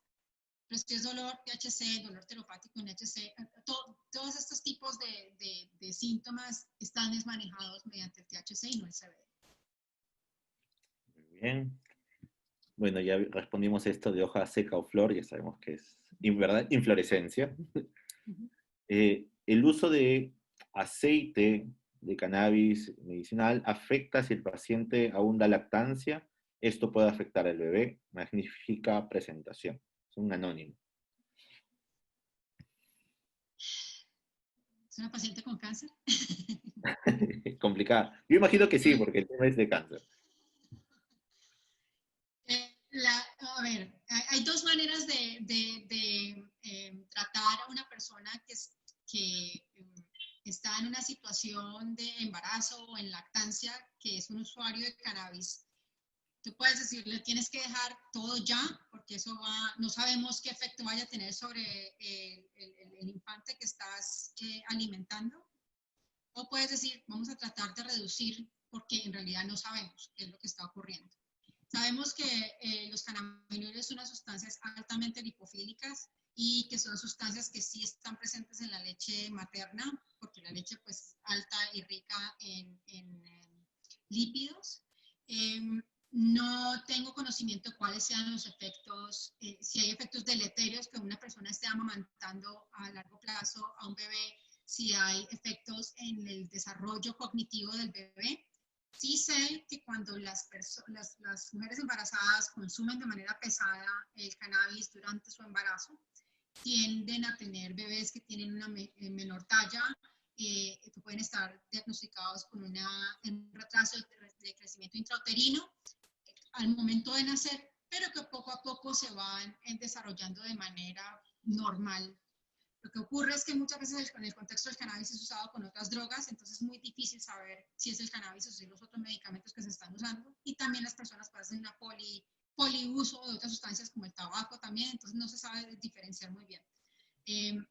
Obviamente el cero uso es lo mejor, pero si una persona está en esa situación hay que tratar de entrar en una conversación muy centrada en el paciente para tratar de disminuir el uso lo que sea posible, porque en realidad no sabemos cuáles son los impactos a largo plazo. Quizás solo para complementar una pequeña parte, es que hay muy poca información con respecto a esto y alguna de ellas muy controversial. Encontré un estudio en el que mencionaban de que madres lactantes se dosaba qué cantidad estaban consumiendo, se medía la cantidad que había en sangre y luego la cantidad que salía de cannabinoides por la leche. Lo que encontraron es que la cantidad que había en sangre, entre 1000, era la cantidad aproximada que se encontraba en leche. Ahora, que esta cantidad tan pequeña, entre comillas, afecte o no al bebé, que es un ser tan pequeño también, eso definitivamente solo se va a saber en los estudios prospectivos, ¿no? Es algo que todavía debemos seguir explorando. A ver, por acá hay dos preguntas que se me están pasando en el chat. Estos mecanismos solo tienen evidencia in vitro, tengo entendido, ¿es correcto? Es seguro por lo que mencioné.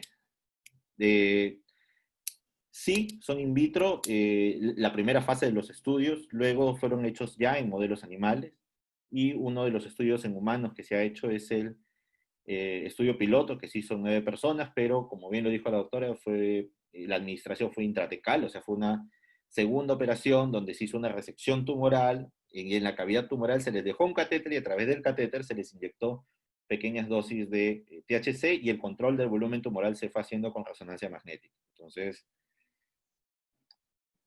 ¿qué pasará en humanos hacia adelante? No sé. Lo que sí pude encontrar, y eso hasta ahora no encuentro mucha evidencia, doctora, no sé, le hago esta pregunta yo ahora, en la guía israelí elabora el equipo de Meshulam y la Universidad de Harvard, ellos mencionan que hay que tener especial cuidado con aquellos pacientes que tienen hepatocarcinoma, sobre todo con el uso de THC. No sé si tendrá alguna información al respecto. La verdad no había oído mencionar esa precaución. Bueno, voy a investigar. Me estás informando en este momento. No la tenía presente y interesante. Me imagino, no sé por qué, pero no me imagino. Yo tampoco no la tengo muy mapeada, pero sí es algo que siempre me interesa y no he encontrado mucha información. Sería describirla a Meshulam un día. Bueno, creo que por ahora hemos acabado. Muchas gracias, doctora. Siempre es un gusto y un placer escucharla. Siempre la información que nos brinda es excepcional. Muchas gracias también a todos los asistentes. No se olviden que dentro de poco vamos a tener el curso en Perú ya para agosto. No sé si alguien más del panel desea manifestarse. Creo que eso es todo. No se pierdan la próxima sesión, va a ser con otro de nuestros amigos. Gracias nuevamente a todo el equipo, al doctor Gosser, quien está organizando todo esto, a Pedro, Estefanía, a José Francisco, a Kurt por el apoyo y a todo el equipo que está detrás, entre ellas Andrea, y también tenemos a Daniel y definitivamente la estrella de hoy es la doctora Paola. Muchas gracias por la invitación, muy contenta de venirme con ustedes y hasta luego entonces hasta la próxima oportunidad. Y cuídense mucho, por favor. Manténgase libre del virus. Sí. Hasta luego, gracias.